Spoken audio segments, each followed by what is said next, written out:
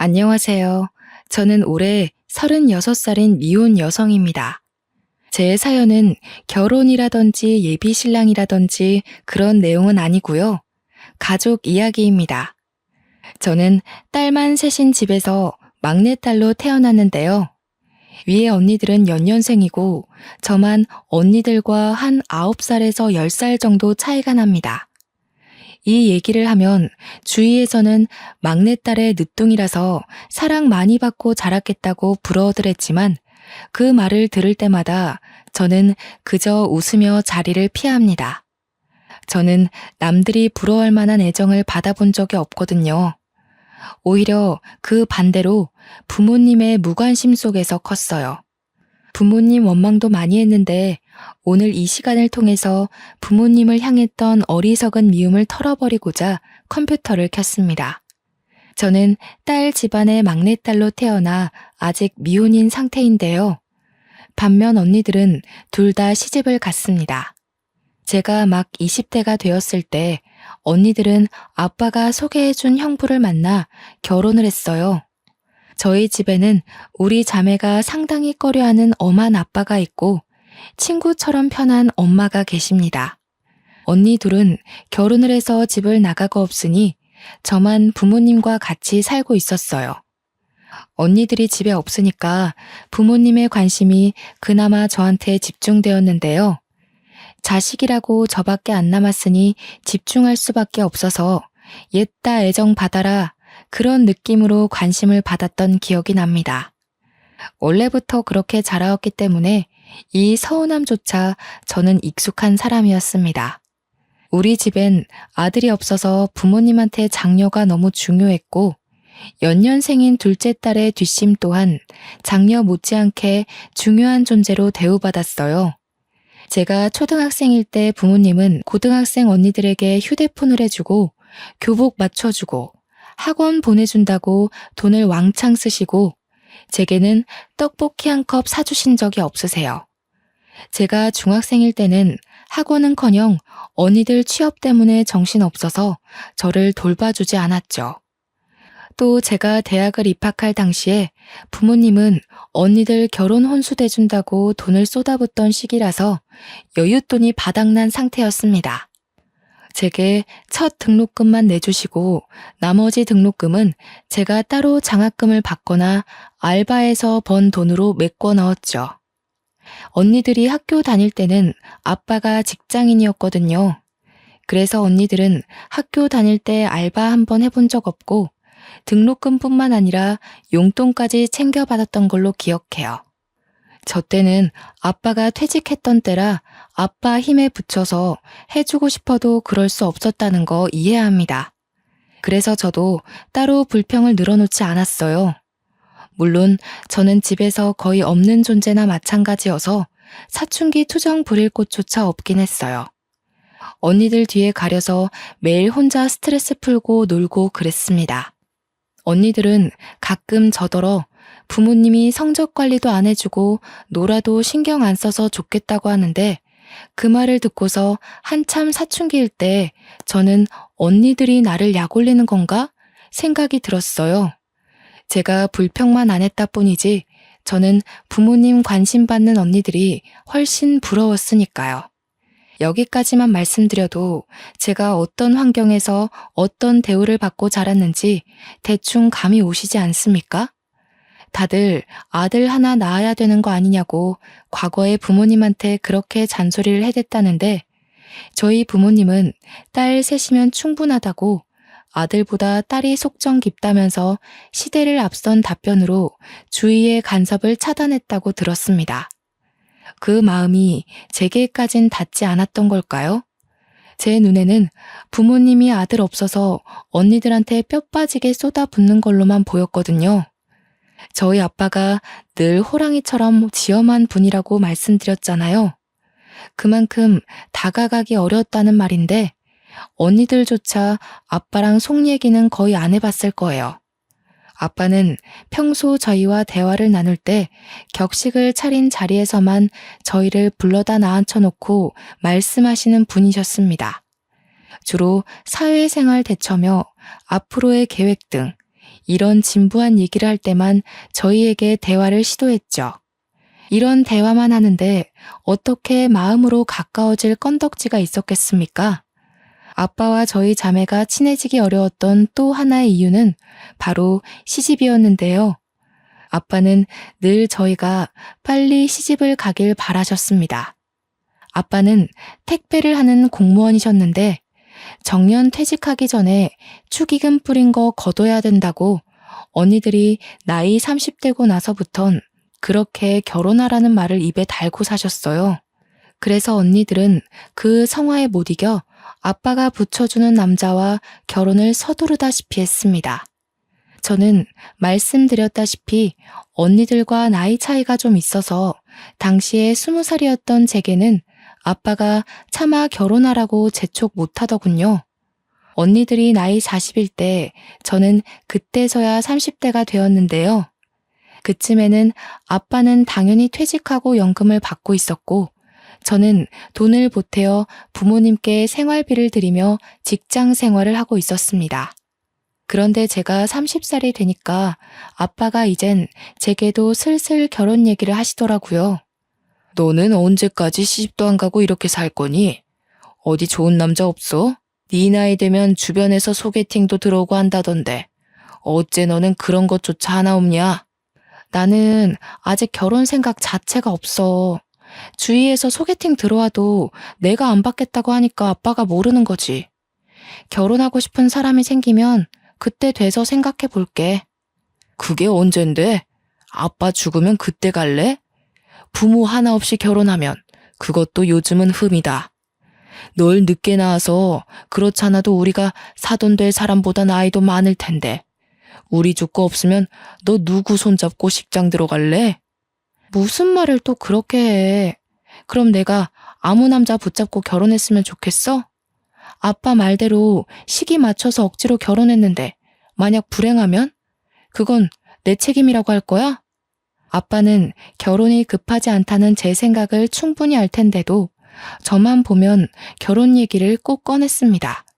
그래서 최대한 아빠와 말다툼하지 않으려고 아빠가 결혼 얘기할 낌새를 보이면 그 자리를 급히 피하곤 했죠. 그렇다 보니 예전보다 더 아빠와의 대화가 줄어들었어요. 엄마는 아빠가 퇴직하는 바람에 요즘 일도 없고 집에만 있어서 적적하다고 말동무 좀 되어주라고 하는데 저도 그러고 싶었어요.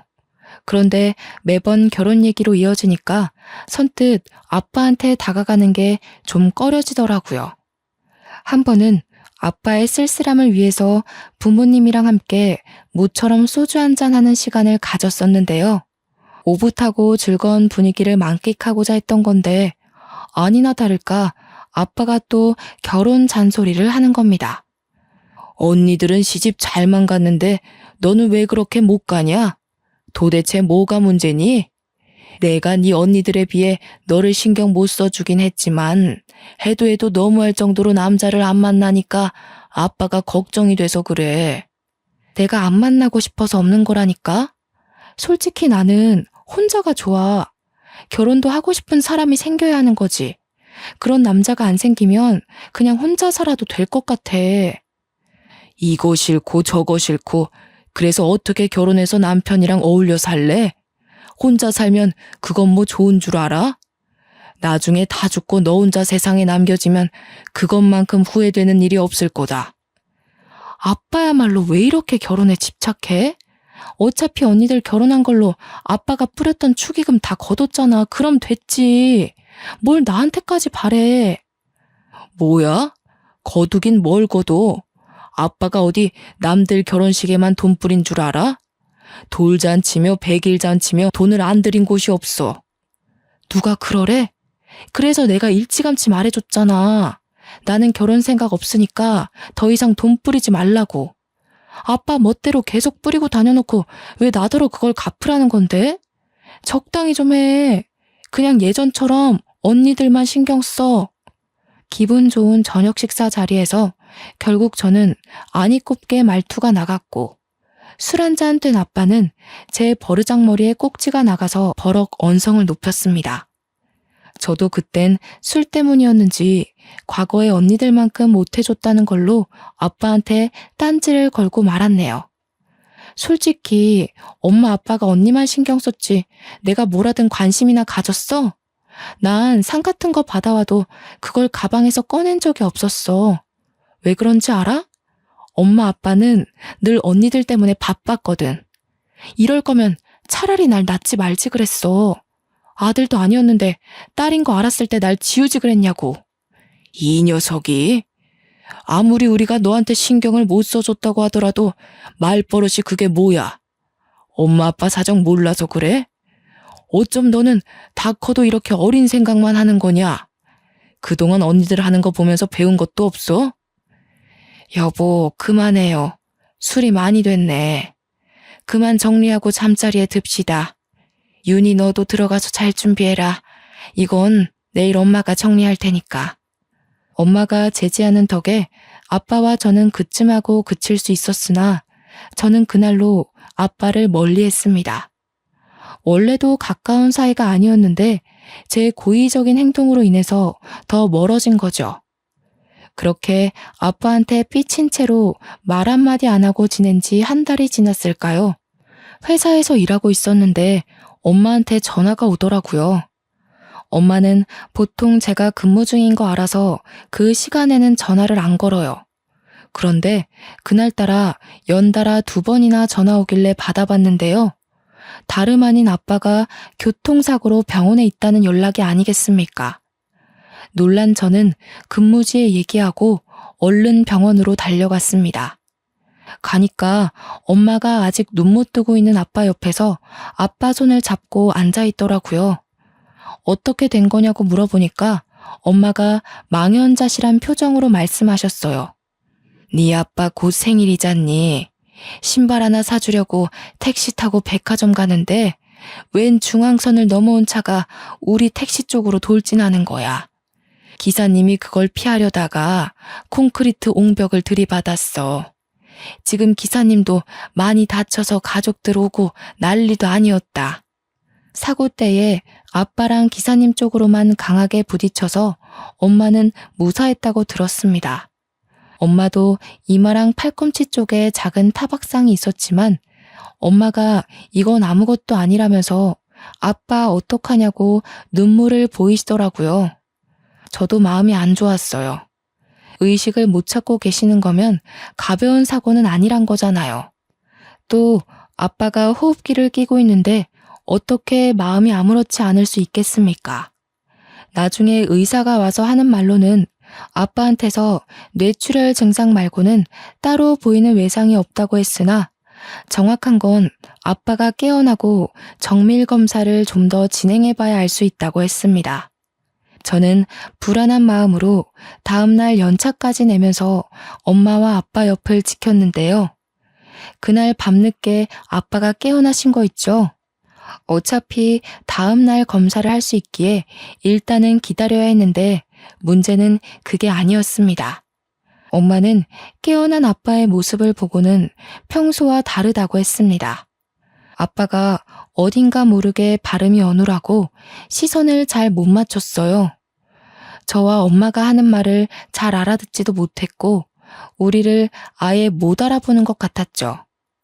말도 잘 안 하시는 데다가 인지 능력도 떨어져 보였습니다. 급한 대로 간호사를 불러서 상태를 확인을 했는데 간호사 표정이 안 좋더라고요. 왜 그러냐고 물어봐도 간호사는 증상이 예상외로 안 좋다고만 대답할 뿐 선뜻 정의를 내려주는 게 아니라서 더 묻지는 못했습니다. 다음날 정밀 검사를 몇 차례 더 진행했는데 그때서야 간호사 표정이 왜 그랬는지 알 수 있었죠. 아니나 다를까 아빠가 외상성 치매 증상이 나타났다고 하는 거 아니겠어요?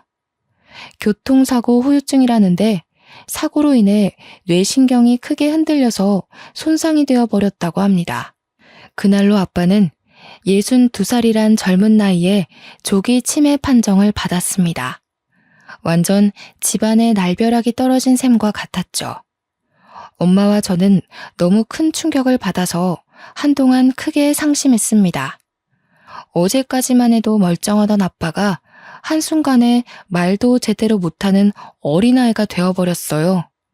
제게 결혼 언제 할 거냐면서 눈을 무섭게 뜨고 몰아붙이던 저희 아빠가 이젠 제 눈도 못 마주친다고요. 이건 아빠와 다투는 바람에 아빠가 미워서 계속 피해 다녔던 상황과는 확연히 다르잖아요. 우리 아빠가 치매라니. 저는 저를 알아보지 못하는 아빠의 모습을 받아들이기가 너무 힘겨웠습니다. 한참 상심 끝에 저는 연락 뜸하게 지냈던 언니들에게 이 사실을 알렸고 언니들이 그 주 주말에 병원을 찾아왔어요. 다른 지역에 사는 사람들이라서 본래 하던 일도 있고 주말에 시간 맞춰 오느라 다소 늦게 아빠를 살피러 왔는데요. 그래도 윤이 있어서 다행이다. 엄마 혼자 있었으면 봐주기 힘들었을 거잖아. 이게 보험 처리가 되는 문제였던가? 보험사 연락해봤어? 뇌 손상이라고 하더라도 치매 쪽으로 빠지면 보험에 불리하다는 말을 들은 것 같은데. 우선 여기 있지 말고 요양병원으로 옮기는 것부터 하자. 여기 병원 돈 많이 나와. 명절이 아니고서야 만날 일이 없어서 언니들과는 오랜만에 만나는 거였습니다. 그런데 저와 엄마와 달리 언니들은 아빠 증세를 보고도 생각보다 덤덤한 반응이더군요. 사정을 더 들어보니까 둘째 언니는 이미 심호되는 사람이 치매로 있었고 첫째 언니는 아빠한테 어릴 때 싸대기 맞은 기억 때문에 원래부터 아빠를 별로 안 좋아했던 거였어요. 그래도 그렇지 부모님이 사고가 나서 평생 장애를 안고 살게 생겼는데 너무 무심한 거 아닌가 싶더라고요. 아빠 병원비 나 혼자 감당하기 어려워. 당분간 검사도 주기적으로 받아야 된대. 엄마랑 나 생활할 돈 다 쏟아 부어도 부족할 판이야. 언니들이 돈 좀 보태줘야 돼. 우리 부모님 일이니까 저는 당연한 일이라 생각하고 제안했던 건데 형부들도 그렇고 언니들도 그렇고 제 말에 선뜻 대답하지 않는 겁니다. 서로 눈치를 보고 있는데 그 꼴이 딱 봐도 돈 나가는 게 아까워서 고민하는 모습이었습니다. 아이고 됐다. 무슨 가정 있는 사람들한테 돈을 달라고 하니 자기 식구들 먹고 살 여건도 빠듯할 텐데. 내가 저기 외가 쪽에 알아볼 테니까 너희들은 아빠 신경 쓰지 말고 한 번씩 안부 전화나 줘. 바쁜데 그만 돌아가도 좋아. 아무래도 엄마 또한 언니들과 형부들의 태도를 눈치챘나 봅니다. 괜히 거절당할 게 뻔해 보였는지 애초에 도움을 청하려고 하지도 않더라고요. 저는 이건 아니지 싶어서 막내지만 다 큰 언니들 앞에서 한 소리하고 말았습니다. 자식들이 버젓이 있는데 뭐하러 남한테 돈을 빌려. 우리가 보태서 아빠 병원비 하면 돼. 언니들이 좀 보태줘야지. 형부들 돈 많은 사람이잖아. 다른 사람도 아니고 우리 아빠가 위급해. 아빠가 언니들한테 쏟아부은 돈이 얼만데 병원비 한 번 대주는 게 그렇게 싫어? 아빠한테 쓰는 돈이 아까워서 이러는 거야? 넌 따로 챙길 식구가 없으니까 그런 맘 편한 소리 하는 거지. 그리고 아빠가 우리한테 돈 쏟아부었다고 해서 우리가 마냥 행복했을 것 같니? 나랑 언니는 그게 제일 불행이었어. 제발 아빠가 우리한테 신경 좀 꺼주길 바랬다고. 사사건건 간섭받는 게 얼마나 숨막히는지 모르지 넌? 됐어. 우리끼리 싸워봤자 뭐해. 윤희야, 일단 병원비에 대해서는 우리가 의논해보고 연락해줄게. 근데 언니가 한마디만 하자. 보이는 대로만 생각하지 마. 우리한테는 아빠 울타리가 지옥이나 다름없었어. 저는 그냥 자식된 도리로서 병원비 좀 보태달라고 했을 뿐인데 제가 이런 경고까지 들어야 할 정도로 잘못했던 걸까요? 첫째 언니나 둘째 언니나 제 말에 울컥해서 아빠에 대한 반감을 고백했는데 이 자리에 아빠가 있다는 것도 잊었나 봅니다. 아무리 아빠 정신이 온전치 못한 상태라고 해도 아빠가 함께 있는 자리였단 말이에요. 어떻게 저리 기본적인 도리도 없을 수가 있죠? 엄마는 이미 언니들을 등지고서 아빠만 살피고 있었는데 표정을 보니까 언니들한테 실망한 기색이 역력했어요. 그런데도 그 실망한 표정을 언니들한테는 들키지 않으려고 숨기더군요. 언니들은 그 정도의 말밖에 안 하고는 고작 병실에 30분 정도 있다가 우르르 나가버렸습니다. 심지어 전화로 연락해준다고 하더니 며칠을 기다려도 전화 한 통이 안 오더군요. 그래서 제가 작은 언니한테 먼저 전화를 걸었습니다. 내 돈이 아니잖아. 나도 그날 집에 내려가는 길에 네 형부랑 많이 다퉜어.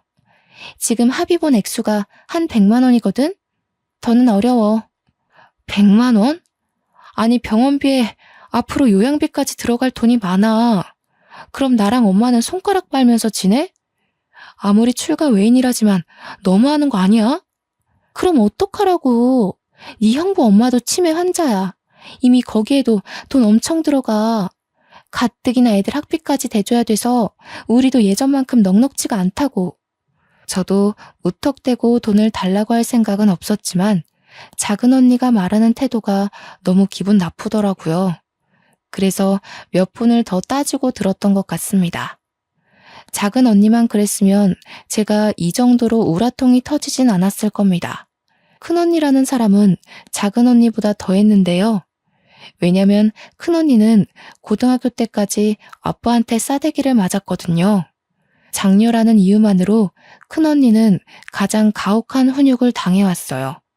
그래서 그런지 아빠에 대한 반감이 작은 언니보다 더 컸습니다.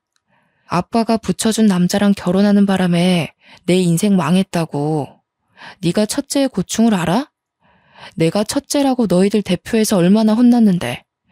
네가 잘못해도 내가 맞고 윤정이가 잘못해도 내가 맞았어. 너라면 아빠가 곱게 보일 것 같니? 사춘기야. 언니가 지금 나이가 얼만데 사리분별을 못해? 아빠가 아픈데 그때 반감을 이렇게 풀면 어쩌자는 거야. 그건 그거대로 아빠한테 사과를 받던가 한바탕 싸우던가 뭘 하든 나중에 할 일인 거지. 여기서 그 얘기가 왜 나와? 네가 뭘 알겠니? 윤정이 집에서 100만 원 해준다고 했다며? 나도 100만 원밖에 못 해주니까 정 힘들면 네가 좀 아껴서 살아. 넌 네가 번 돈 너한테만 쓰잖아. 그리고 너는 아빠가 남자 안 붙여줬지? 그것만으로도 행운인 줄 알고 아빠한테 은혜 갚는다 생각해. 제가 결혼 정년기가 되었을 땐 아빠가 퇴직하는 바람에 어쩔 수 없이 아빠로부터 소개를 받지 못했던 거였는데요. 그걸 저더러 특혜라고 생각하라는 큰언니 말이 너무 어이없지 않습니까? 언니들이 아빠한테 가장 크게 서운해한 점은 다름 아닌 결혼 때문이 가장 컸습니다. 언니들은 막상 결혼할 때는 좋다고 결혼해놓고 부부싸움을 하기만 하면 자신들의 인생을 이렇게 만든 아빠를 욕했어요.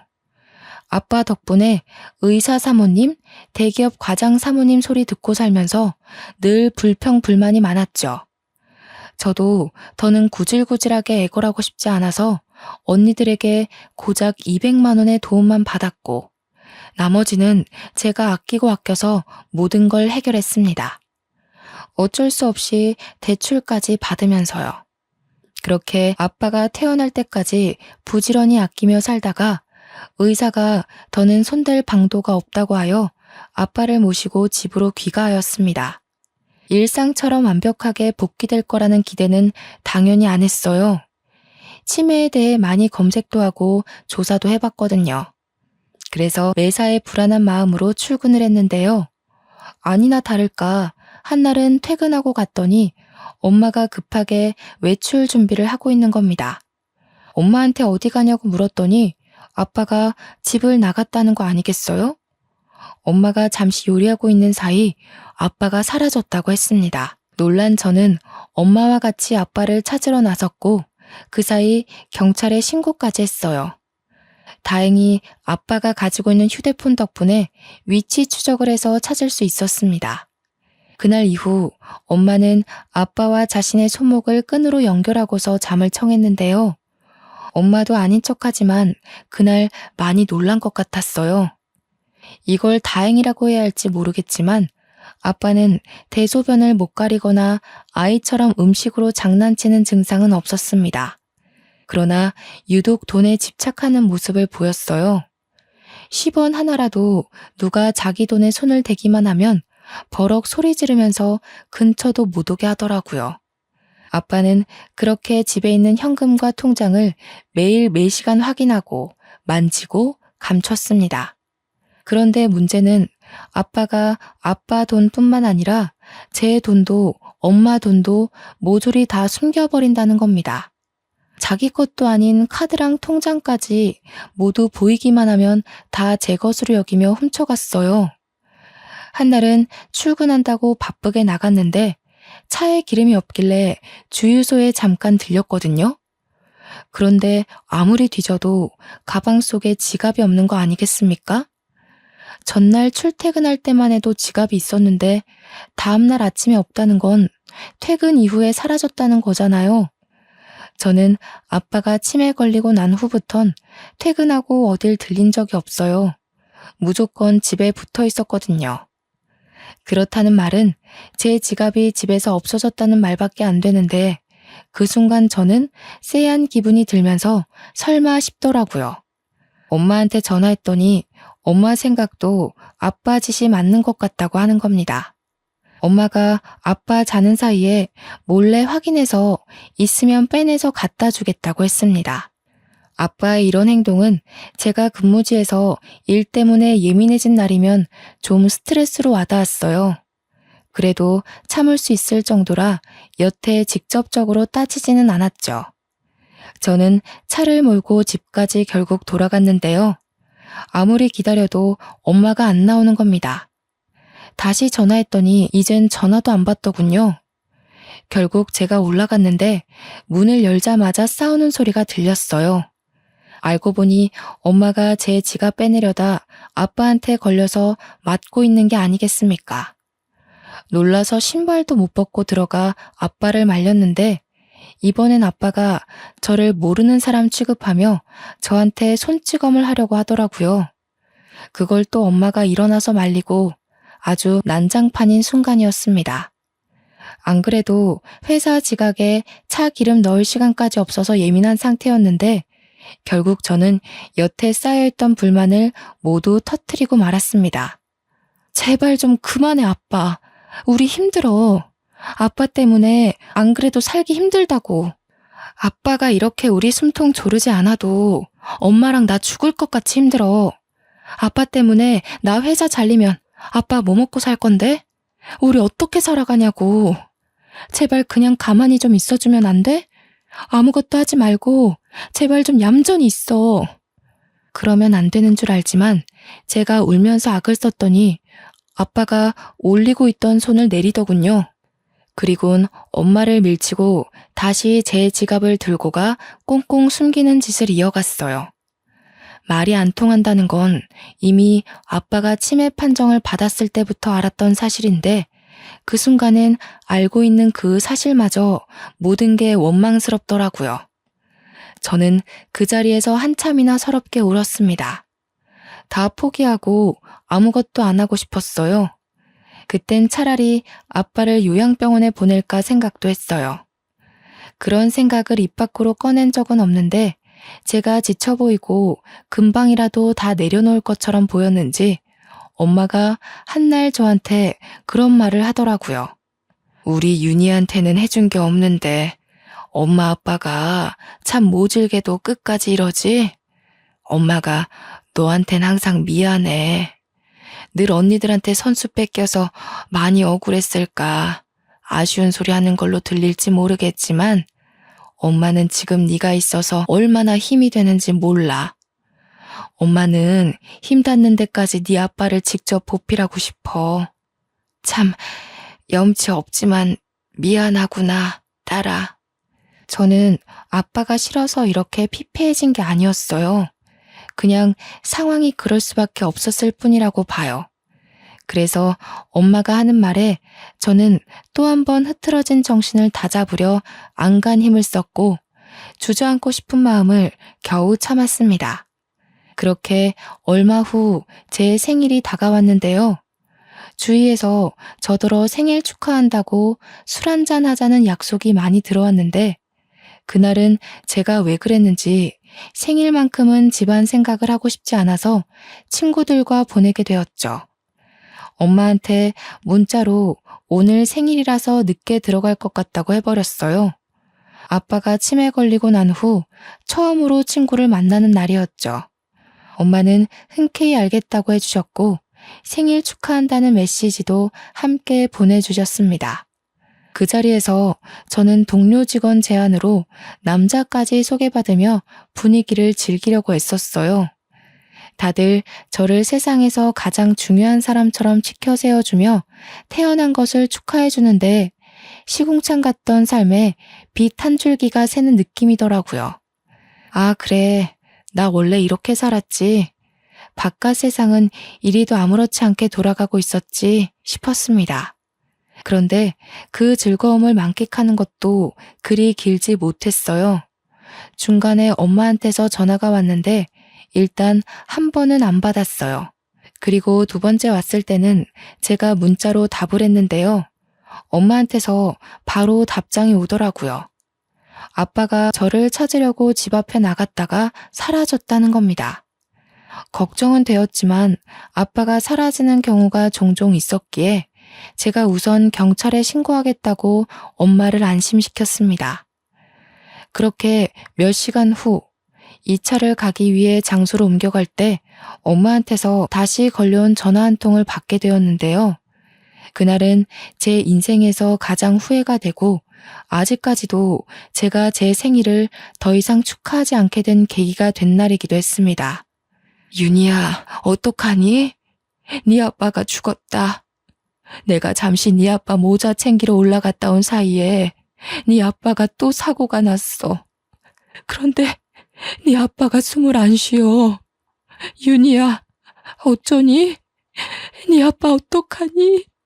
그 전화를 받고 나서부터 제정신은 온전치 못했습니다. 어떻게 집까지 갔는지 구체적인 기억이 없어요. 그냥 어디 가냐는 동료들의 말에 미친 듯이 택시를 잡고 병원에 갔다는 느낌 정도만 남아있네요. 그렇게 찾아간 병원에서 저는 들어가기 전부터 아빠를 발견했는데요. 이전처럼 병실에서 호흡기 끼고 있는 아빠가 아닌 장례 차량으로 이송 중인 아빠를 발견한 거였어요. 천으로 똘똘 감싸져 있는 탓에 엄마가 아니었다면 아빠인 줄도 몰랐을 겁니다. 아빠는 뺑소니 사고를 당해서 그 자리에서 바로 눈을 감으셨다고 해요. 그 순간 얼마나 후회가 되었는지 모릅니다. 그냥 술자리 가지 말고 집에 갔다면, 내가 제 시간에 집에 들어가서 가족들이랑 생일을 보냈다면, 그랬다면 우리 아빠가 죽지 않았을 텐데. 나 찾느라고 그 차가운 길바닥에 나갔다가 아프게 돌아가시는 일은 없었을 텐데. 자책이 깊어지자 후회의 눈물이 흘렀고 아빠가 돌아가신 게 모두 저 때문인 것 같아서 정신적으로 너무 힘들었습니다. 아빠의 부고 소식에 언니들까지 그 새벽에 다 올라오고 저희는 정신없이 장례를 준비했어요.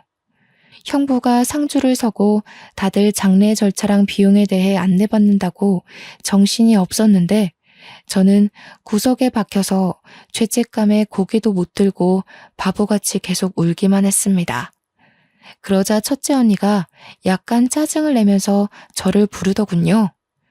최윤희, 언제까지 놀고 있을 거야? 지금 갑자기 상나서 한 손이라도 더 필요한 거 몰라? 적당히 하고 와서 도와. 그런다고 아빠가 살아 돌아오시는 거 아니다. 너도 아빠한테 짜증 많이 냈다면서. 엄마 말론 아빠 때문에 네가 많이 힘들어했다고 그러던데? 너도 솔직히 그만하고 싶었을 거 아니야. 그리고 언젠가 일어날 사고였어.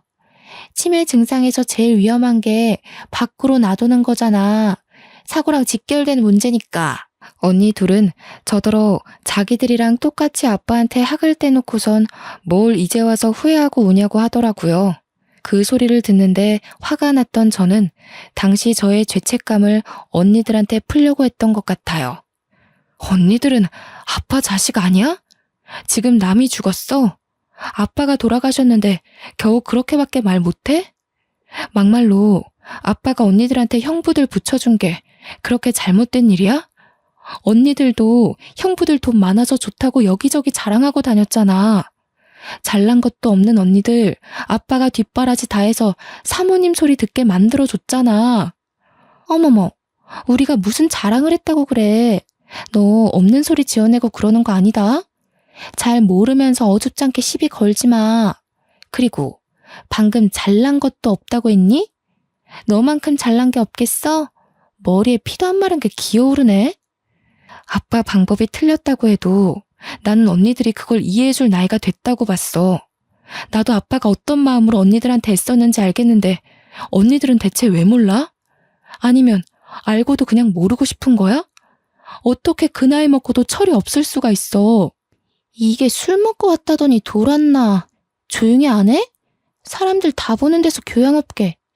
너야말로 생일 파티한다고 철없이 술 먹다가 온 거잖아. 네가 술 먹는다고 늦게 오지만 않았어도 아빠가 밖을 나갔겠니? 그렇잖아도 제가 스스로 자책하고 있던 부분을 작은 언니가 콕 집어 얘기해주니까 순간 목구멍이 턱 막히더라고요. 당시에는 그랬어요. 아무리 이런저런 이유를 갖다 붙여도 아빠가 돌아가신 건 결국 저 때문이라는 결론밖에 내릴 수가 없었죠. 저제 이러지 말고 그냥 앉아서 쉬어. 우리가 다 할게. 그리고 이거 돈 필요하면 나한테 따로 연락해. 내가 처제라면 얼마든지 보태줄 수 있어. 형부가 슬쩍 제 손에 무언가를 쥐어줬는데 다름 아닌 돈이었습니다. 그러면서 제게 귓속말로 덧붙이는 말이 부르기만 하면 언제든지 서울로 올라온다는 겁니다. 아, 그러고 보니 현실 때문에 잠시 잊고 살았는데요. 제게는 언니들한테 말 못했던 엄청난 비밀이 하나 있었습니다. 큰형부, 작은형부 둘 다 제게 다른 마음을 품고 있었다는 거예요. 과거의 형부들은 하나같이 전부 언니들을 소개받고도 저한테 따로 관심을 보였습니다. 막내딸은 얼굴도 안 보고 데려간다는데 제가 딱 그 짝이었거든요. 제 입으로 이런 말 하기 좀 그렇지만 우리 세 자매들 중 제가 가장 외적으로 뛰어난 편이었어요. 부모님이 뒷바라지 팍팍 해줘서 잘 나갔던 건 언니들이었지만 주위 이웃이나 지나가는 사람들은 외적인 것 하나만 보고서 언니들이 아닌 제게 더 많은 관심을 주었습니다. 형부들도 마찬가지였죠. 비록 아빠를 통해서 언니들을 소개받았지만 사실 저와 결혼을 하고 싶었던 겁니다. 형부들은 언니들이랑 결혼하고도 신혼 초에 저한테 연락을 많이 보냈었어요. 저는 그 잘못된 관심을 받고도 언니들 가정을 파탄내고 싶지 않아서 그냥 모른 척 넘겼습니다. 당시는 제가 너무 어렸기도 해서 이 사실 자체가 그저 미안하더라고요. 그래서 언니들한테 영원히 숨길 비밀로 혼자만 알고 있던 사실이었습니다. 그런데 장례식장에서 저는 그 마음이 틀어지고 말았죠. 당장 이곳을 초토화시켜버릴 수 있었지만 저 또한 아빠한테 잘한 것 없는 입장이기에 일단 장례만큼은 조용히 치르고 싶었어요. 그래서 우선은 참고 넘겼습니다. 아마 언니들은 형부들의 흑심을 까맣게 모르고 있을 겁니다. 저 또한 형부들의 흑심이 여태까지 이어져 왔는지는 몰랐는데 이참에 잘 됐다고 봐요. 언니들 가정을 확실히 망쳐놓을 수 있을 것 같거든요. 차라리 제대로 인생 망해봐야 아빠도 욕먹는 게 덜 억울하지 않겠습니까? 그렇게 인정 없는 장례 절차를 마치고 집으로 돌아온 날, 저는 엄마랑 같이 아빠 물건을 정리했어요. 그때 엄마가 제게 무언가를 건네줬는데 저는 그걸 바로 알아볼 수 있었죠. 그건 다름 아닌 아빠가 그렇게 끼고 사수했던 통장들 중 하나였습니다. 받아. 아빠가 너 주려고 가지고 있던 거야.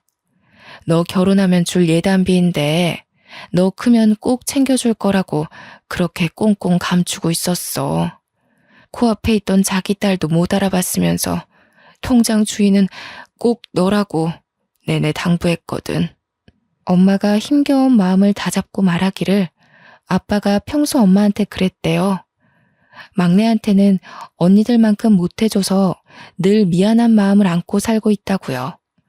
언니들은 태어날 때부터 걸음마를 하고 유치원을 가고 초중고에 대학까지 가는 내내 한시도 눈을 떼본 적이 없는데 결혼까지도 신경 써주고 모은 돈 다 털어가면서 바치고 그랬는데 저는 아빠 스스로도 평생 죄책감을 묻어두고 있었을 정도로 쓸쓸히 크게 했다고 말이에요.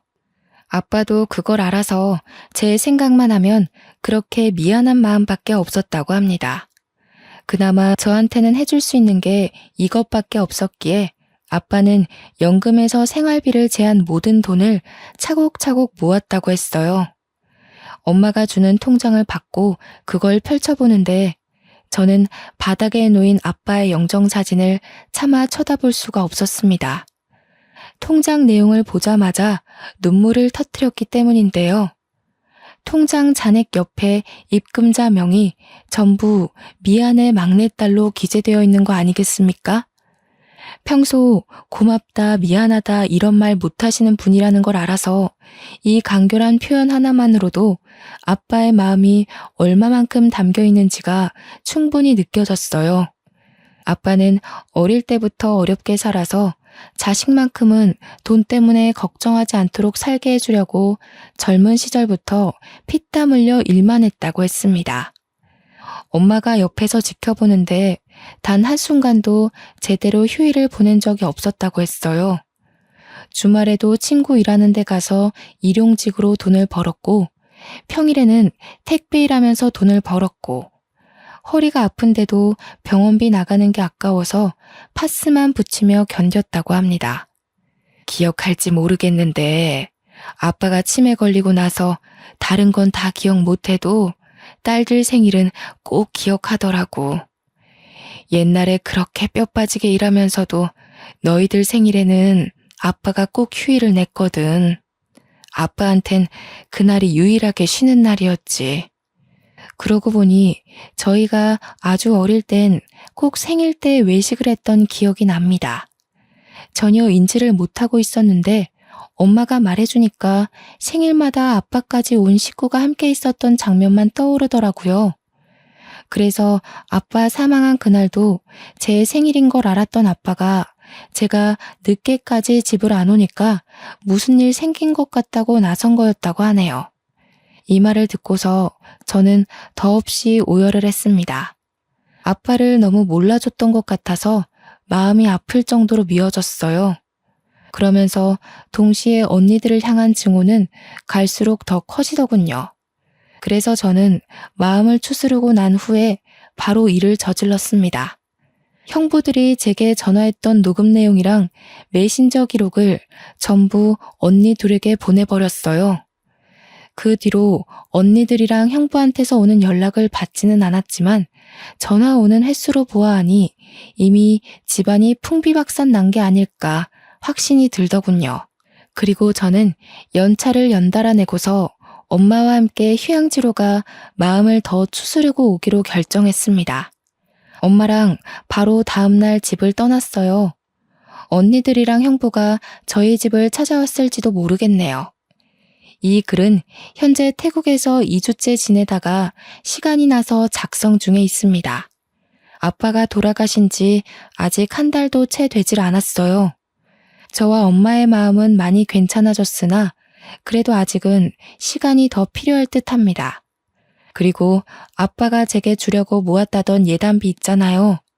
그걸 차마 다시 꺼내볼 용기도 없고 꼭 결혼을 해야만 쓸 수 있을 것 같아서 고이 모셔뒀습니다. 아빠가 원하는 대로 꼭 사랑하는 배우자와 결혼을 해서 훗날에도 아빠에게 받는 예단비로 기억하고 싶거든요. 아빠를 기억하는 평생이 가슴 미어지게 아프겠지만 저는 그래도 아빠를 잊고 싶지 않아요. 제 어리석은 마음 때문에 아빠를 외면하느라 못해드렸던 효도를 이렇게나마 갚아드리고 싶습니다. 영원히 아빠를 잊지 않고 마음으로 기억하면서 곁에 있는 것처럼 그리고 싶네요. 이렇게 아빠를 갑작스레 여의게 될 줄 알았다면 아빠랑 사진도 많이 찍었을 텐데 그게 가장 후회가 됩니다. 아빠랑 같이 찍은 사진이 단 한 장도 없더라고요. 사실은 아빠가 아닌 제가 너무 무심한 딸이 아니었나 싶습니다. 아직도 자꾸 아빠에게 모진말 했던 것만 기억이 나는데 이건 자식으로서 온전히 철없고 어리석었던 죄에 대해 벌 받는 거라고 생각해야겠죠. 제가 아마 제 생일을 다시 축하할 수 있을지 모르겠습니다.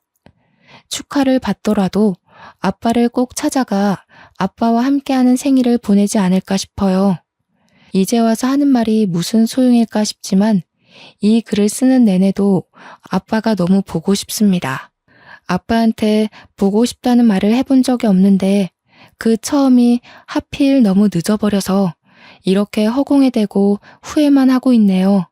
아빠가 다음 생에는 부유한 자식으로 사랑받는 남편으로 존경받는 부모로 태어났으면 좋겠습니다. 저희 같은 철부지 딸내미 말고 아빠의 마음과 노력을 알아주고 안아줄 수 있는 그런 가족을 만났으면 좋겠어요. 그리고 너무 늦었지만 마지막으로 아빠한테 한 번도 못했던 이 말을 전하고 싶습니다. 아빠, 키워주셔서 감사합니다. 가족을 위해 너무 수고하셨어요. 부디 위에서는 매일을 두 발 뻗고 편히 쉬시길 바래요. 우리 아빠, 내가 너무 사랑해. 안녕 아빠. 후회라는 게 이렇게 가슴이 아프네요. 다들 저처럼 벌받지 마시고 꼭 가족에게 꼭 사랑 표현 많이 해주셨으면 합니다. 이만 글을 마치도록 할게요. 긴 글 감상해 주셔서 감사합니다.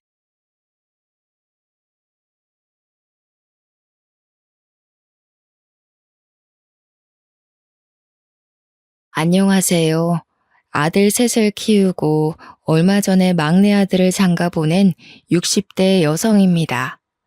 아들 셋을 키우면서 정말 갖은 고생을 다한 것 같네요. 아들들 장가 보내려고 가게를 팔았는데 그것도 부족해 대출도 받게 되었습니다. 장가 보내는데 빚까지 쓰는 거냐고 따지시는 분도 있었지만 아들이 기왕이면 돈 걱정 없이 결혼 생활을 시작했으면 했습니다. 무리해서 유명한 선생님을 모셔서 과외도 시키고 서울에 있는 대학도 보냈는데 결혼도 학벌 좋고 잘난 집안과 했으면 하는 제 바람이 컸습니다. 욕심이 과해서 그랬을까요? 믿었던 사람에게 뒤통수를 맞게 된 후로는 보여지는 것에 집착하지 않게 됐습니다. 여러분은 제가 왜 이렇게까지 아들 학벌, 직업, 돈, 그리고 결혼 상대에 집착할까 싶으실 겁니다. 물론 여러분들도 자식이 잘 나가고 돈도 잘 벌어오면 좋으실 텐데요. 결혼 상대도 남들한테 자랑할 만큼 멋진 상대면 금상첨화라는 생각도 해보셨을 겁니다. 하지만 저는 그 생각이 너무 과해서 큰 화를 당하고 말았습니다. 이게 다 제가 대학도 못 나오고 못난 사람이라 그랬습니다. 그런데 초등학생 때부터 친했던 친구들은 다 대학을 나오거나 전문직에 종사하고 있었으니까요. 제가 남편을 만나기 전 젊었을 때 일어난 일이었습니다. 친구들이랑 어울릴 때면 늘 비교가 됐었죠. 동창 모임이 있을 때마다 위축됐지만 제가 모임에 나가지 않으면 친구들이 저에 대해 뒷담을 하거나 안 좋은 이야기를 할까봐 걱정이 됐습니다. 그래서 매년마다 고급 한식당에서 열리는 모임에 참석했는데요. 그날도 끝까지 자리를 같이 하고 있다가 화장실에 들렀는데 사람이 너무 많아서 다시 돌아오는 길이었습니다. 근데 친구들 목소리가 들리더군요. 쟤는 우리 중에 친한 사람도 없으면서 왜 매번 나오는 거야? 틈만 나면 연봉은 얼마나 올랐냐? 실수령액은 얼마나 되냐고 묻기만 하고 돈밖에 모르는 것 같아. 다들 명품 들고 다니니까 갑자기 가품 사서 들고 온 거 봤어? 쟤는 어쩜 저렇게 사는 거니? 그 자리에 갑자기 명품을 들고 온 사람은 저밖에 없었습니다. 동창 말대로 가품을 들고 온 것도 많았고요. 명품에 대해 잘 몰라서 친구들이 많이 들고 다니는 걸 사온 것인데 티가 날 줄은 몰랐습니다. 창피한 마음에 갑자기 급한 일이 생겼다고 하고 모임 자리를 빠져나왔는데요. 집으로 가는 길에 눈물을 흘리면서 자격지심에 괴로워했죠. 하지만 사람 마음이 그런 수모를 겪었다고 변하지는 않았습니다.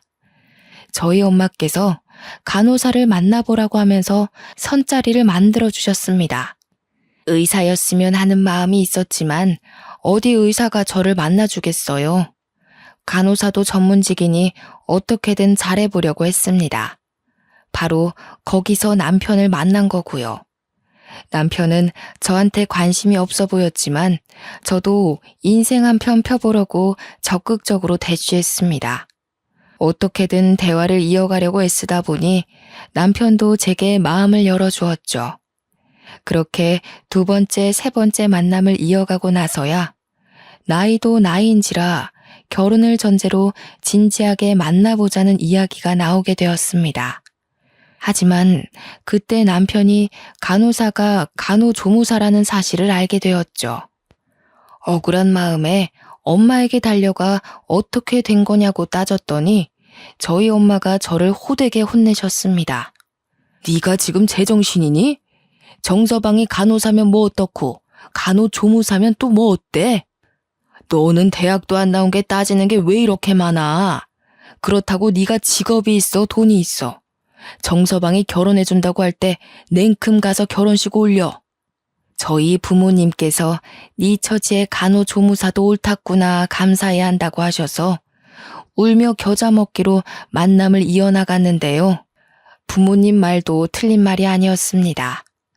얼굴이 예쁜 것도 아니고 집안이 좋은 것도 아니고 그렇다고 고등학교를 졸업하고 일을 하고 있는 것도 아니었으니까요. 그저 좋은 남자 만나서 얼른 결혼하는 게 효도라고 생각해서 남편과 짧은 만남을 끝내고 결혼식을 올렸습니다. 얼떨결에 떠밀려서 결혼한 것 치고는 어려움이 없었습니다. 시댁에서 원하는 대로 아들을 낳게 되었고 총 3아들을 출산하게 돼서 시어머니께서 되게 좋아하셨으니까요. 게다가 첫째는 선생님, 둘째는 공무원이 되어서 어깨 펴고 살았습니다. 그런데 막내 아들이 문제였죠. 막내 아들은 저를 닮아서 수동적이고 소심했습니다. 진취적으로 뭘 하겠다고 나선 적이 없어서 골치 아팠는데요. 이름 없는 지방대를 졸업하고 군대를 다녀온 뒤로 작은 중소기업을 다니기 시작했습니다. 저는 그런 막내 아들이 참 마음에 안 들었습니다. 남자로 태어나서 뭔가를 이루고 가야 할 텐데 전혀 욕심이 없어 보였거든요. 하지만 막내 아들에게 오래 만나고 있는 여자친구가 있었습니다. 결혼을 전제로 만나고 있는 여자니 한번 데리고 오라고 했습니다. 아들이 진짜로 여자친구를 데려왔길래 맛있는 밥을 해주면서 이것저것을 물어보았는데요. 졸업한 대학이랑 하는 일을 물어보니 예상 외의 대답을 듣게 되었습니다. 서울대 성악과 나왔고 지금은 아이들 가르치고 있어요. 원래 공연도 하고 그랬는데 몸이 약해서 엄마가 은퇴하라고 하시더라고요. 저희 엄마도 서울대 성악과 출신이셔서 저희 엄마 말 들을 수밖에 없었어요. 며느리 말로는 며느리 집안 자체가 전부 다 서울대에 버금가는 명문대 출신이라고 하더군요. 저희 막내 아들이 보잘것없어서 비슷한 스펙의 여자를 만나고 있는 줄 알았는데 전혀 아니었습니다. 어떻게 이런 여자를 만났는지 정말 신기할 따름이었죠. 그 뒤로도 사돈어른과 한두 번 마주쳐서 만난 적이 있는데 정말 기품 있어 보였습니다. 배운 집안은 정말 달라 보이더군요. 저는 막내 아들의 여자친구를 며느리감으로 정해두고 막내 아들에게는 절대 헤어지지 말고 잘해주라고 말해두었습니다. 며느리가 학벌이랑 집안만 좋은 것이 아니라 성격까지 좋았습니다. 제가 감기 몸살에 걸려서 누워있다고 하니까 집까지 찾아와서 저녁을 차려주고 청소를 해주었습니다. 제가 그러지 않아도 된다고 말려봐도 며느리는 손까지 내저으며 공손하게 말하였습니다. 어머님, 너무 신경 쓰지 말고 누워 계세요. 밥 차리고 청소하는 게 뭐가 힘들다고 그러세요. 몸도 안 좋은데 제가 차린 밥 드시고 약도 드신 다음에 푹 주무셔야 해요. 남도 아니고 며느리 될 사람이니까 너무 불편하게 생각하지 마시고요. 저는 며느리가 한 말에 크게 감동받아서 반찬을 만들어서 가져다 주거나 형제나 친척들에게 자랑을 한 적이 있습니다. 이렇게 똑똑하고 부지런한 며느리라면 제 노후도 걱정 없을 거라고 호언장담했었는데요. 당연히 아들이 그런 며느리랑 결혼하겠다고 하니까 고민도 하지 않고 승낙했습니다. 상견례 자리도 수월하게 가지고 며느리가 혼수도 8천만 원어치를 해온다고 하였습니다. 결혼식 자금도 며느리 쪽에서 다 지불하면서 성대하게 올리자길래 간담이 서늘해졌죠. 저희 보고 집만 해오면 된다고 해서 거짓말을 하고 말았습니다. 10억짜리 아파트를 해놨는데 인테리어 업체랑 엉망으로 해놔서 여기저기 물 새고 난리 났다. 그거 소송 준비하느라 정신없어서 당분간 나랑 같이 살아야 할 것 같으니 일단 짐 싸고 우리 집으로 와라. 사실 10억짜리 아파트도 없었고 준비해 놓은 신혼집도 없었습니다. 제 처지에 해줄 집이라고는 단칸방뿐이었지만 서울대 출신의 좋은 집안을 가진 며느리를 포기할 수 없었죠. 저희 아들도 제게 10억짜리 아파트가 있는 줄 알고 언제 그런 재산을 모아뒀냐고 좋아했습니다. 다행히 며느리와 아들이 하나하나 캐묻지 않고 저희 집에 와서 살게 되었습니다. 며느리와 아들 그리고 제가 이렇게 한 집에 산 지 한 달이 지났을까요? 거짓말을 한 것 때문에 벌을 받게 되었는지 참하고 성실하던 며느리가 점점 변하기 시작했습니다.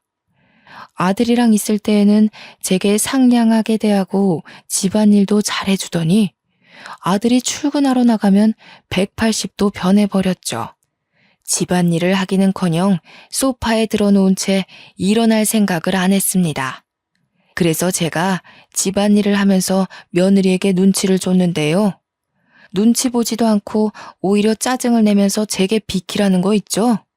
아씨, TV 안 보이잖아요. 지금 드라마 보고 있는 거 안 보여요? 왜 지금 청소기 돌리는데요? 제가 쉬고 있으니까 눈치 주시는 거 다 알고 있거든요? 알겠으니까 청소기 저기 놔두시면 제가 시간 날 때 돌릴게요. 며느리가 제게 소리를 지르는 걸 처음 보아서 너무 놀랐습니다. 그동안 말수도 없고 조용히 고개만 끄덕이던 며느리가 맞나 싶을 정도로 정말 어처구니가 없는 상황이었는데요. 제가 아무 말도 못하니 며느리가 슬슬 본색을 더 드러내기 시작했습니다. 어느 날은 제가 요리를 하고 있는데 와이셔츠를 가지고 와서는 버럭 소리를 지르더라고요. 어머님, 이거 설마 세탁기에 그냥 돌리신 거예요? 정말 미친 거 아니야? 이게 얼마짜린 줄 아세요? 큰맘 먹고 지른 건데 이걸 그냥 돌리면 어떡해요? 아, 진짜 짜증나게. 제 눈엔 멀쩡해 보이는데 며느리가 와이셔츠가 다 늘어났다면서 바닥에 집어 던졌습니다. 며느리한테 화를 낼까 말까 고민하다가 있지도 않은 10억짜리 아파트가 눈앞에서 아른거렸습니다. 며느리와 한바탕 하면 이 10억짜리 아파트가 거론될 수 있겠다는 생각에 입을 꾹 다물었죠. 저는 며느리가 그러든 말든 저녁을 마저 만들어서 상을 차렸습니다. 그런데 며느리가 그날 상당히 열이 받았는지 밥을 먹다가 숟가락을 탁 하고 내려놨습니다. 그리고 밥그릇을 들고 싱크대로 가더니 음식물 쓰레기통에 버리는 거 있죠. 제가 놀래서 지금 뭐하고 있는 거냐고 따지니 며느리가 뻔뻔하게 대꾸했습니다. 밥이 너무 맛없어서 못 먹겠어요. 헛구역질 나오겠다고요. 언제까지 어머님 요리 먹어야 해요? 아파트는 언제 주실 건데요? 며느리가 제가 속이고 있다는 사실을 알고 이러는 걸까요? 불편한 한편 며느리 행동이 괘씸해져서 퇴근하고 돌아온 아들에게 이 사실을 전부 다 이야기해 주었습니다.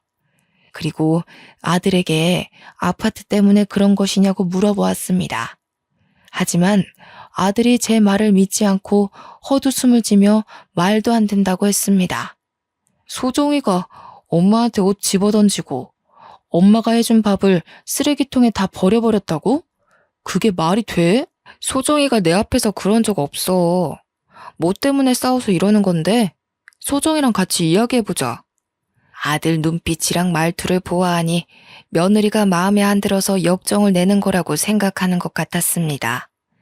저도 다른 사람한테 며느리의 두 얼굴을 말해준다고 해도 이 사태를 진지하게 받아들이지 않았을 겁니다.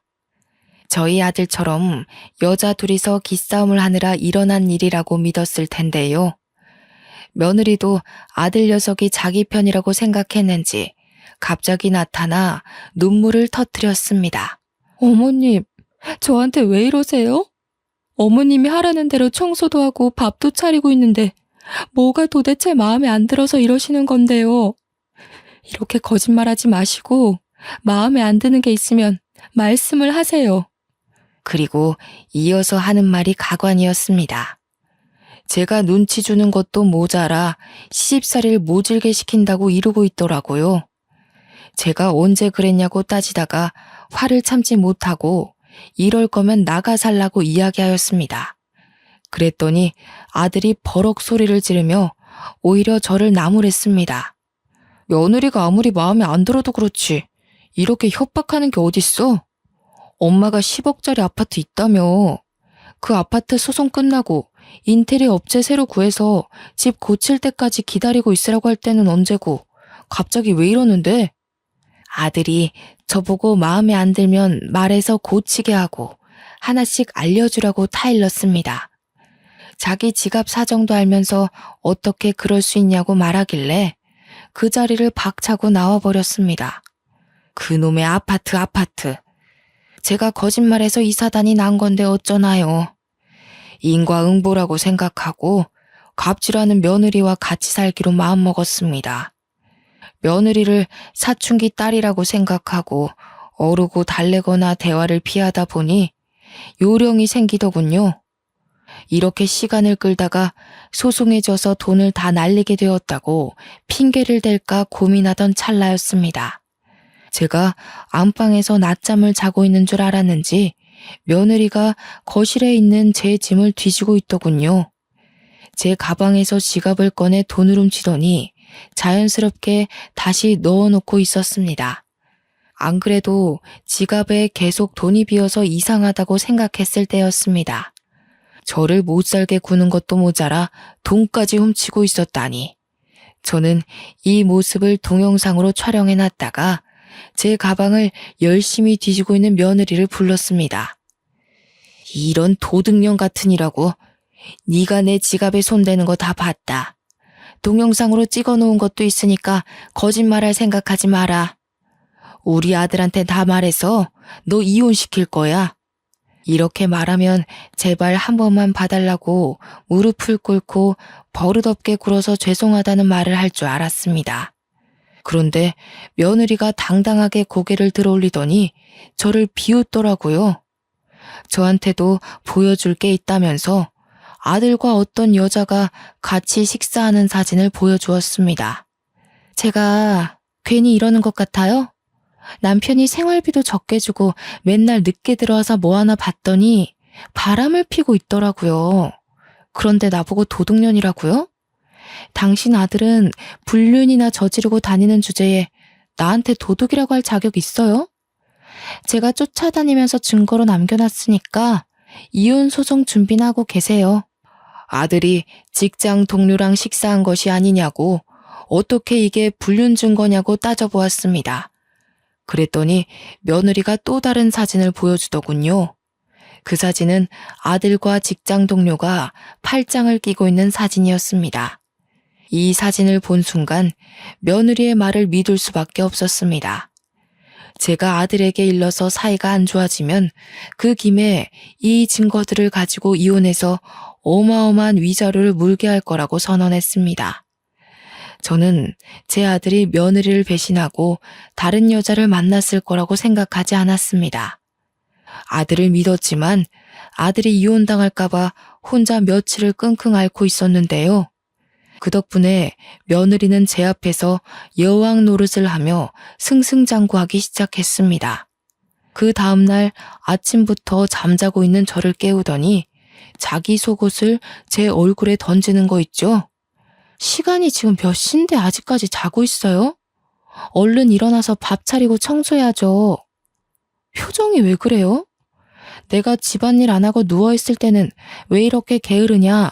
얼른 이것 좀 해봐라 닥달하더니 똑같이 당하니까 기분 나쁘죠? 날같이 생각해서 잔소리 좀 했던 건데 그걸 복수하는 것이니? 세상에, 아침부터 이게 뭐 하는 짓이야?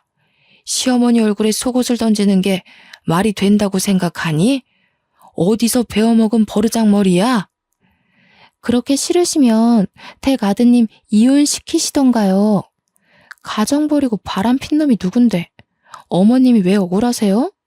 그렇게 억울하시면 동네에 소문내버릴까요?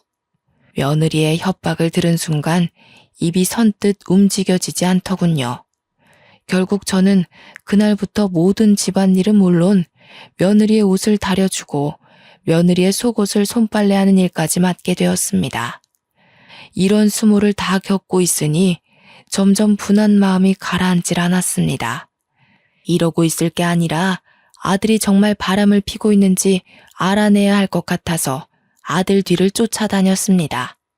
다행히 저희 아들은 회사 집을 반복하며 어디 다른 데로 새지도 않고 성실하게 일만 하고 있었죠. 그때부터는 아예 며느리의 뒤를 졸졸 따라다니면서 도대체 어떤 여자길래 얌전하고 참한 여인애인 척 연기를 하는지 조사하기 시작했습니다. 며느리를 졸졸 따라다닌 지 3주가 지났을 때였습니다. 며느리가 친구들을 만나고 돌아왔는지 집에 들어오자마자 저를 불러보더군요. 마치 제가 없으면 뭐라도 할 사람처럼 구석구석을 돌아다니면서 제 이름을 부르길래 베란다 구석에 몸을 숨겼습니다. 며느리가 집에 아무도 없는 줄 알고 방문을 열어놓은 채로 무언가를 하고 있더군요. 저희 집 구조가 베란다에서 몸을 일으키면 방안이 보여서 며느리가 무얼 하는지 손쉽게 볼 수 있었습니다. 며느리가 무언가를 훔치거나 저를 골탕 먹이려고 술을 쓰는 줄 알았는데 아니더군요. 입고 있던 옷을 벗더니 서랍에서 새 옷을 꺼내고 있었습니다. 하지만 저는 며느리 등에 믿을 수 없는 것이 새겨져 있는 것을 보았죠. 바로 TV에서나 보았던 흉측한 문신이었습니다. 커다란 용문신이 떡하니 새겨져 있어서 며느리가 보통 여자가 아니라는 사실을 알게 되었죠. 세상에 어떤 여자가 등에 용문신을 새기겠어요. 만만치 않은 과거를 숨기고 있는 것 같아서 숨을 죽이고 있었습니다. 며느리가 옷을 챙겨서 화장실로 들어가 샤워를 하길래 서둘러 집을 나왔습니다. 그 길로 바로 사돈댁을 찾아가 문을 두드렸는데요. 사돈이 저를 보고 깜짝 놀라더니 이내 반가운 표정을 지었습니다. 어머, 사돈, 무슨 일로 이렇게 찾아왔어요? 우리 딸이 신세를 많이 지고 있죠? 아파트 문제 때문에 골치 아프다는 말 전해 들었어요. 설마 우리 딸이 빨리 아파트 달라고 떼쓴 거예요? 사돈 어른은 갑자기 찾아온 제 눈치를 살피면서 며느리 이야기를 꺼냈습니다. 농담하는 것처럼 웃으면서 이야기했지만 사돈 어른은 자기 딸이 얌전한 척 연기를 하고 있다는 사실을 알고 있어서 저를 떠보는 것 같았습니다. 저는 그런 거 아니라고 오랜만에 뵙고 싶었다는 핑계를 대고 있었습니다. 사돈 어른은 저를 위해 차와 다과를 내오고 며느리 근황을 물었습니다. 그때 사돈 어른에게 급한 전화가 와서 자리를 떴는데요. 저는 얼른 며느리 방으로 들어가 서랍을 뒤져보았습니다. 역시나 제 예상대로 서랍 깊숙한 곳에 며느리의 앨범 사진이 들어있었습니다. 며느리가 서울대를 졸업한 줄 알았는데 생전 처음 듣는 전문대 졸업 앨범이 있더군요. 게다가 다른 사진을 보니 북주족 시절 사진도 있었습니다. 오토바이를 한 줄로 쭉 세워놓고 남자들이랑 찍은 사진이었는데요. 며느리가 짧은 치마를 입고 까만 라이더 자켓을 입고 있는데 전혀 다른 사람 같았습니다. 며느리의 대학교 졸업 앨범 사진은 제 핸드폰으로 찍어놓고 폭주족 사진은 몰래 챙겨두었습니다. 그리고 모르는 척 얼른 며느리 방을 빠져나와서 사돈어른이 돌아오자마자 급한 전화가 왔다고 말하였습니다. 그래서 급히 사돈댁을 나서려다가 슬그머니 물어보았습니다. 사돈어른도 서울대 출신이라고 들었는데 혹시 도와줄 수 있을까요? 그게 갑자기 전화 온 친구가 서울대 동문을 찾고 있다고 하네. 서울대? 어머, 난 대학도 안 나왔는데 왜 갑자기 서울대 이야기가 나와요? 우리 집안에 서울대 나온 사람 없어요. 설마 우리 딸이 그랬어요? 아니에요. 내가 착각을 한 것 같네. 급한 마음에 잠깐 헷갈렸어. 아유, 놀래라.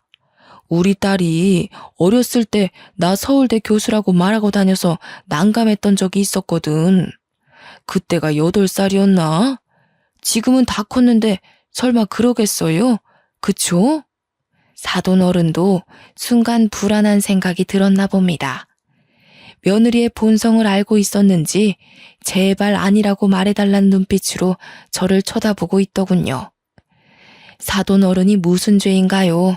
그동안 사돈어른을 지켜본 결과 악하게 태어난 딸 때문에 고생을 하는 것 같아서 그런 거 아니라고 둘러대고 얼른 집을 나와버렸습니다. 제 예상이 맞았던 거죠. 며느리가 가족 자체가 서울대 출신이라고 했는데 순 거짓말이었습니다. 사돈어른에게는 착각을 한 것 같다고 말하면서 그 길로 아들이 다니는 회사 앞으로 달려가 잠깐만 보자고 했죠. 아들이 일하다 말고 급하게 1층으로 내려와 저를 찾았습니다. 저는 아들에게 긴 설명 없이 이것 좀 보라고 하면서 며느리의 사진을 보여주었는데요. 아들이 처음에는 며느리를 몰라보더니 가만히 들여다보다가 충격받은 표정으로 저를 쳐다보았습니다. 너도 믿기지 않지? 나도 사돈댁 갔다가 발견해서 깜짝 놀랐다. 과거에 잠깐 놀았던 거면 내가 말을 하네. 옷 갈아입을 때 슬쩍 보니까 등에 커다란 용문신이 있더라. 대학 시절 졸업 앨범도 보니까 서울대가 아니라 전문대 나온 애야. 사돈 어른한테도 서울대 출신이냐고 물어봤는데 아니래.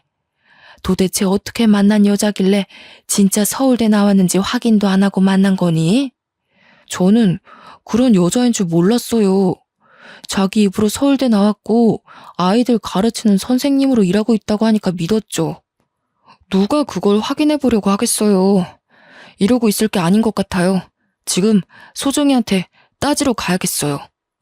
따지러 가기 전에 알아야 할 게 있다. 소정이 몰래 만나고 있는 여자 있니? 며느라가가 그러던데. 뒤를 쫓다가 네가 여자랑 단둘이 밥 먹고 팔짱 끼고 있는 모습을 봤다고 하더라. 나도 그 사진을 봤고.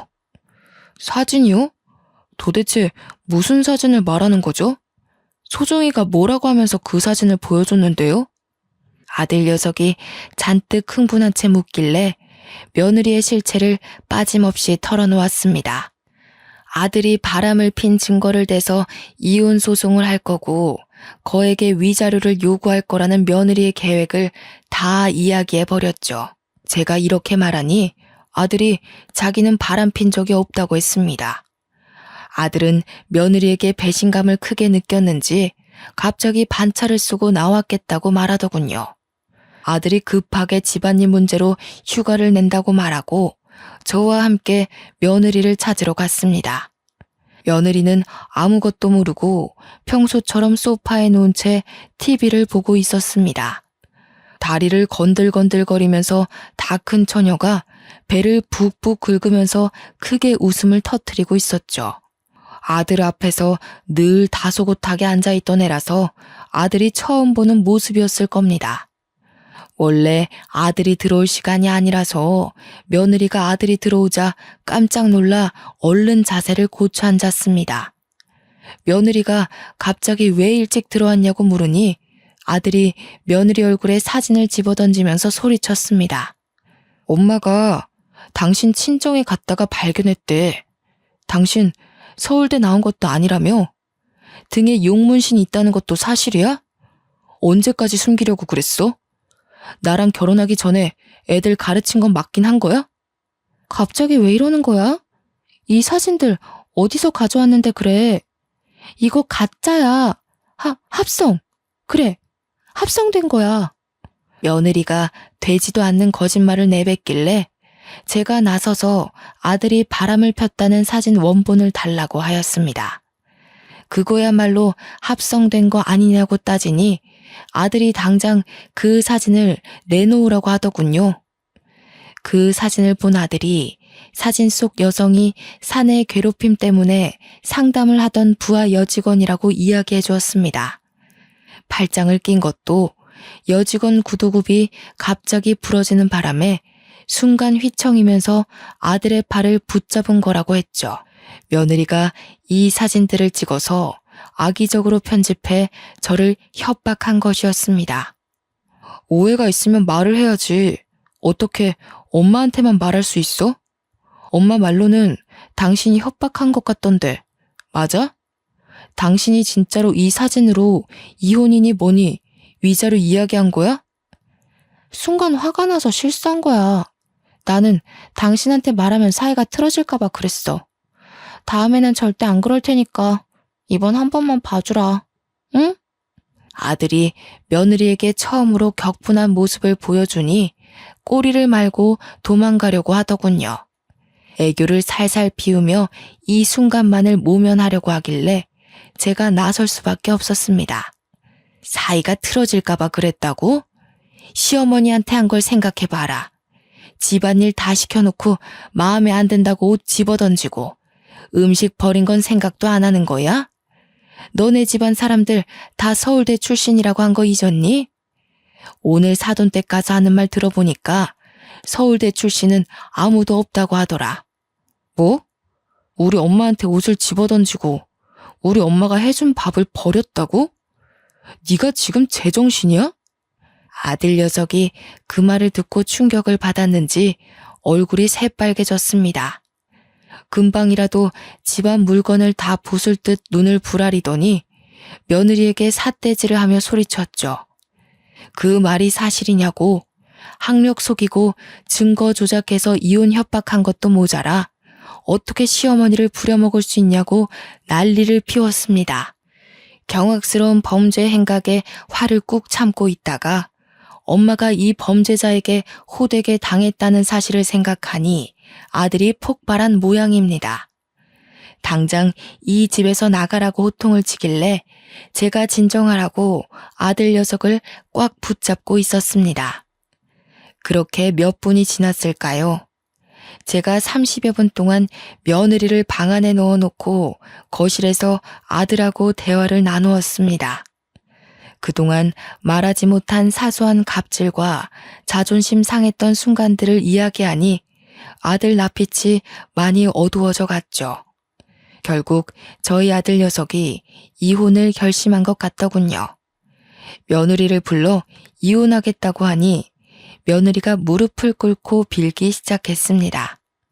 속여서 미안해 오빠. 어머님한테도 죄송해요. 제가 학력 속이고 어머님 협박하려고 한 건 아니에요. 저도 살려고 그랬어요. 가난이 지긋지긋해서 너무 힘들었어요. 어릴 때 놀았던 건 사실이에요. 그때 집안이 어려워져서 하고 싶은 것도 못하고 애들한테 왕따 당하고 보니까 나쁜 길로 빠졌던 것 같아요. 이제는 그런 애들이랑 연락 싹 끊었어요. 사돈 어른한테도 한때는 집안이 어려웠다는 말을 듣긴 했습니다. 그때 애들한테 많이 맞기도 하고 수치스러운 짓을 많이 당해서 성격이 나쁜 방향으로 틀어졌다고 하더라고요. 폭주를 띄웠던 과거부터 거짓말을 달고 살게 된 일까지 모두 다 실토하면서 용서를 빌었습니다. 거짓말하고 싶지 않아도 정신을 차리고 보면 이미 거짓말을 하고 있어서 걷잡을 수 없다고 했습니다. 그런 거짓말을 덮어씌우기 위해서 범죄를 저지르거나 협박을 해야 했다고 했고요. 며느리는 이런 자신을 통제하기 어려워서 치료를 받아야 할 것 같다고 했습니다. 울면서 그 말을 하는데 불안해하는 사돈 어른이 생각났습니다. 이런 딸아이를 잘 알고 있으니 간절한 얼굴로 저를 바라봤던 거죠. 게다가 며느리가 마지막으로 할 이야기가 있다며 초음파 사진을 보여주었습니다. 며느리의 뱃속에 저희 손주가 생겼다고 말해주는데 어찌나 안 기쁘던지요. 아들도 그 사진을 보고 마음이 흔들린 것 같았습니다. 주춤거리며 초음파 사진에 눈을 떼지 못하고 있으니 며느리가 애써 눈물을 삼키며 말하였습니다. 오빠가 원하면 병원에 들어가서 치료받고 올게요. 우리 애를 위해서라도 건강해져서 올 테니까 기회를 주세요. 엄마가 예전부터 치료받으라고 했는데 기록 남을까봐 못했어요. 그런데 이제는 미룰 수 없게 된 것 같아요. 이런 며느리를 믿어줘야 할까요? 저한테 막대하고 으름장 놓던 모습이 생각나 쫓아내고 싶었지만 또 뱃속에 있는 손주 생각에 머뭇거려졌습니다. 아들 녀석도 저와 같은 마음인지 쉽사리 입을 못 열더군요. 결국 저희는 그날 며느리에게 기회를 한 번 더 주기로 했습니다. 아들이 없는 사이에 며느리가 전처럼 괴롭히거나 난리를 피우면 어쩌나 걱정했는데요. 며느리가 진짜로 반성하고 있는지 제게 잘해주기 시작했습니다. 그날 이후로 집안일을 전부 다 도맡아서 하고 있고 반찬과 찌개도 매일 새로 하며 노력하고 있는 모습을 보여주었습니다. 병원도 꾸준히 다니더니 약도 꼬박꼬박 챙겨 먹는 것 같았죠. 며느리의 진단명을 물어보니 리플리 증후군이라고 하더군요. 상담 한두 번 받고 약 몇 번 먹으면 낫는 병이 아니라 장기적으로 봐야 하는 병이라고 했습니다. 그 말을 들으니 며느리가 그동안 아팠는데 제가 모르고 있었다는 생각도 들었습니다. 아들도 그런 며느리의 모습을 지켜보고 있다가 제게 어떠냐고 묻더군요. 제가 전혀 다른 사람 같다고 하니 아들 녀석이 마음이 놓인다고 하였습니다. 이제 며느리는 제게 무관심하고 예의 없게 굴지 않습니다. 완전히 환골탈태한 것 같더군요. 지난주 밤에는 갑자기 제 방에 들어와서는 어머니 주무세요 하고 묻더군요. 제가 무슨 일이냐고 물어보니까 옆에서 같이 자도 되냐고 물어보더라고요. 며느리가 시모한테 같이 자도 되냐고 물어보다니 깜짝 놀라서 잠이 다 깼습니다. 얼떨결에 며느리와 나란히 누워서 잠을 청하고 있었는데요. 며느리가 갑자기 훌쩍거리면서 진심을 고백하였습니다. 어머님, 그동안 제가 못되게 굴어서 죄송해요. 어머님은 저를 참 좋아해 주시면서 잘해 주셨는데 제가 참 어리석었던 것 같아요. 그래도 이런 저를 용서해 주시고 보듬어 주시다니 어머님 같은 분도 없을 거예요. 어둠 속에서 며느리의 눈물을 보고 있으니 마음이 아파왔습니다. 세상에 완벽한 사람이 어디 있나요? 저도 허영심에 가득 차서 며느리가 서울대 출신이라는 이유 하나만으로 좋아했습니다. 하지만 이제는 며느리를 통해 제 삶을 반성하고 다시 돌아보게 되었죠. 세상에 학력이 전부가 아니고 집안이 전부가 아닙니다. 서로를 이해해 줄 수 있는 가족만 있다면 학력이 부족하든 집안이 부족하든 신경 쓸 일이 아니죠. 그래서 저도 며느리에게 고백할 것이 있다면서 그동안 숨겨왔던 비밀을 털어놓았습니다. 나도 너한테 말해줄 게 있다. 사실 10억짜리 아파트 나한테 있지도 않아. 네 직업이랑 집안만 보고 우리 아들 장가 보내고 싶어서 거짓말을 했다. 너랑 나랑 다를 바가 없는데 너만 욕보게 하고 정말 미안하다.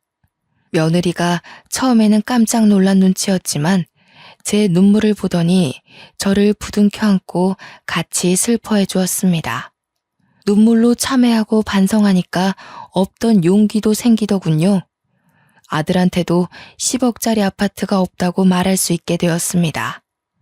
아들이 처음에는 저를 이해하지 못하고 화를 냈지만 제가 좋은 집안에 장가 보내고 싶다고 말하니 입을 다물더군요.